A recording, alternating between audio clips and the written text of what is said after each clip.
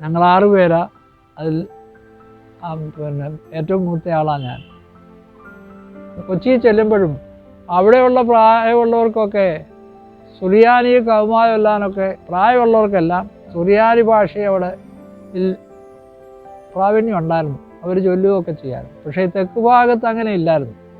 ഇവിടെ അതിനു മുമ്പ് ഒരു 10 വർഷം മുമ്പേ തന്നെ ഇവിടെ മലയാളത്തിൽ ഉള്ള പ്രാർത്ഥനകൾ ഉണ്ടായിരുന്നു.